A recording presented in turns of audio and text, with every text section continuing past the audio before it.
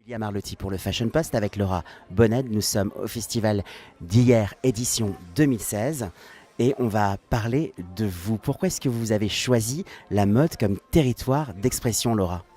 J'ai toujours aimé la matière et le textile notamment.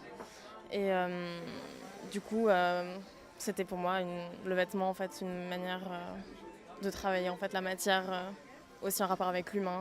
Oui, la matière est au cœur de votre recherche. C'est un peu le point de départ lorsque vous définissez vos volumes, votre ligne, et puis tous ces fils coupés bord franc qui questionnent le temps et la temporalité. On a l'impression que le temps passe et les vêtements restent. Vous avez suivi quelle formation?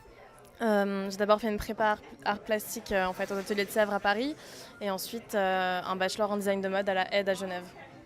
Du côté de la Suisse. C'est ça. Alors, l'histoire autour de cette collection, comment est-elle? Alors en fait, je suis partie de la thématique de l'accident, mais comme un esthétique et en fait un processus de création, pas comme quelque chose de dramatique ou brutal.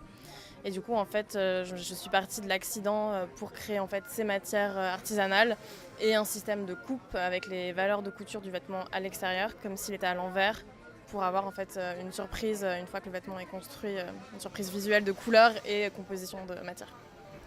Qu'est-ce que ça représente pour vous d'être ailleurs aujourd'hui? Parce que vous êtes 10, il y a eu énormément de demandes.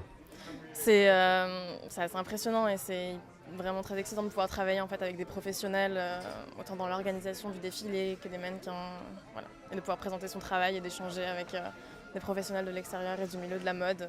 Voilà. Comment ça se passe lorsqu'on est devant le jury?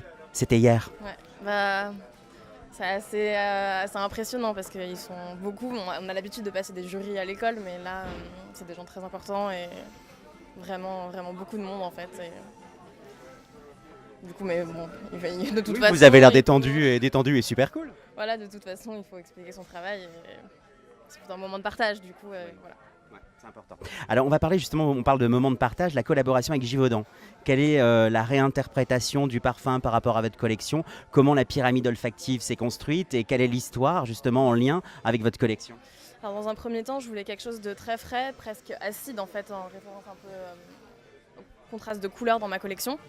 Et du coup, les premières notes sont en fait des senteurs florales de bergamote et de citrus. Ensuite, je voulais quelque chose en fait de plus proche de la peau, d'un peu plus chaud et d'un tout petit peu plus lourd. Et du coup, la note de fond est un musc blanc léger.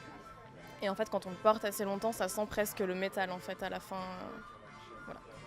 Du coup, Une surprise encore qui cette fois-ci olfactive, voilà. comme quoi la surprise arrive dans des chemins détournés. Je vous remercie Laura, je vous souhaite bonne chance. C'était William Arlotti pour le Fashion Post au festival d'hier.